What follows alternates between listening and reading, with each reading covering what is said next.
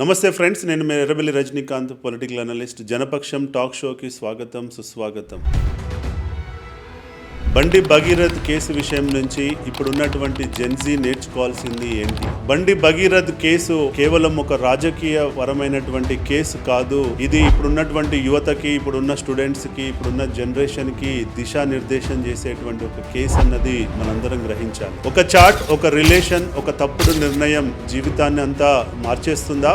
ఒక తప్పుడు పని చేస్తే ఎంత పవర్ ఉన్నా, ఎంత పేరున్నా, ఎంత పలుకుబడి ఉన్నా డిజిటల్ ఫుట్ ప్రింట్ అన్నది మిమ్మల్ని కాపాడదు అన్నది మీరందరూ గ్రహించాలి. టెంపరరీ ఎమోషన్, పర్మనెంట్ కాన్సిక్వెన్సెస్ ఈ కేసు నుంచి బిగ్గెస్ట్ లెసన్ అనేది మనందరం గ్రహించాలి. ఇప్పుడున్న జెన్జీ అందరూ గుర్తుంచుకోవాల్సింది ఏంటంటే, ఒక ఇంపల్సివ్ డిసిజన్, ఒక రాంగ్ రిలేషన్షిప్ అనేది మీ యొక్క ఫ్యూచర్ కెరియర్ తో పాటు మీ యొక్క ఫ్యామిలీ యొక్క రెప్యుటేషన్ ని, పరువుని రోడ్డు మీద పడేస్తుంది అన్నది మీరందరూ గ్రహించాల్సినటువంటి విషయం. ఇప్పుడున్న జెన్జీ ఫ్యూచరిస్టిక్ గా ఆలోచించకుండా తొందరపాటుగా రిలేషన్షిప్స్ లోకి వెళ్ళడం, ఎమోషనల్ గా లాక్ కావడం, అంతే తొందరగా బ్రేకప్స్ తీసుకోవడం, అంతే తొందరగా కేసులు పెట్టుకోవడం, తద్వారా అందరి జీవితాలు నాశనం కావడం, ఇదే కదా మనం చూస్తున్నాము ఈ రోజుల్లో. సో ఇప్పుడున్నటువంటి జెన్జీ అర్థం చేసుకోవాల్సింది ఏంటంటే, మీ కుటుంబంలో మీ పేరెంట్స్ గానీ, మీ పెద్దలు గానీ ఎంతో కష్టపడి ఇక్కడ దాకా వచ్చారు. వాళ్ళు ఎంతో కష్టపడి మిమ్మల్ని చదివిస్తున్నారు. దాన్ని మనం గ్రహించక, దానికి ఒక రెస్పెక్ట్ ఇవ్వకుండా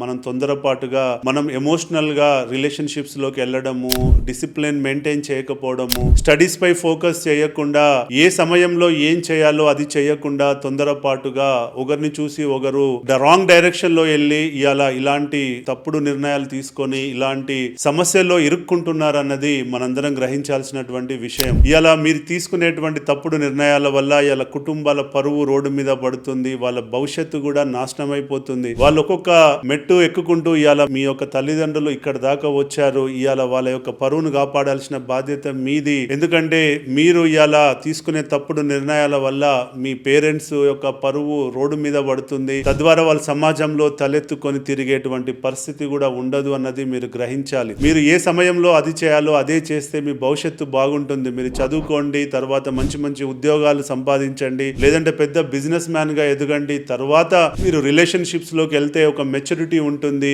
ఆ ఏజ్ కుండే మెచ్యూరిటీ వల్ల కూడా మీరు లాంగ్ టర్మ్ రిలేషన్స్ సక్సెస్ అవుతాయి తప్ప తొందరపాటుగా చదువుకునే రోజుల్లోనే ఇలాంటి రిలేషన్షిప్స్, ఇలాంటి ఫ్రెండ్షిప్స్, ఇలాంటి సిచ్యువేషన్షిప్స్, ఇలాంటి బెంచింగ్ అని చెప్పి తొందరపాటు నిర్ణయాల్లోకి వస్తే ఇవాళ మనం అందరం మన కళ్ళ ముందు ఏం జరుగుతుందో రేపు మీ భవిష్యత్తులో కూడా అదే జరిగేటువంటి పరిస్థితి ఉంటుంది. కాబట్టి జెన్జీ గ్రహించాల్సింది ఏంటంటే, మీ స్పీడ్ అందరికీ తెలుసు, కానీ ఆ స్పీడ్ భవిష్యత్తు నిర్మాణం కోసం, భవిష్యత్తులో ఒక గొప్ప స్థాయికి ఎదగడానికి ఆ స్పీడును వాడాలి తప్ప ఇలా రాంగ్ డైరెక్షన్ లో తీసుకెళ్తే ఇలా బండి భగీరథ్ గారు ఎలా అయితే ఇబ్బందుల్లో ఉన్నారో, వాళ్ళ పేరెంట్స్ ఎంత ఆవేదన చెందుతున్నారో, వాళ్ళ కుటుంబ సభ్యులు ఎంత ఆవేదన చెందుతున్నారో, రేపు మీ కుటుంబాలలో కూడా అదే జరిగే పరిస్థితి ఉంటుంది. కాబట్టి మీరందరూ ఒకసారి ఇప్పుడున్న జెన్జీ బ్యాచ్ మీరు ఆత్మవిమర్శ చేసుకోండి. భవిష్యత్తులో మీ పేరెంట్స్ కూడా ఇలాంటి పెయిన్ ఇవ్వాలి అని అనుకుంటే మీరు చేస్తున్నవన్నీ ఆపేయాల్సిందే. మీరు కూడా భవిష్యత్తులో మీ తల్లిదండ్రుల పరువు మంట కలవద్దు అంటే ఇవాళ మీరు చేస్తున్నవన్నీ ఆపేసి మీరు భవిష్యత్తుపై ఫోకస్ చేస్తే, మీరు ఫోకస్డ్ గా ఉంటే మీ భవిష్యత్తు చాలా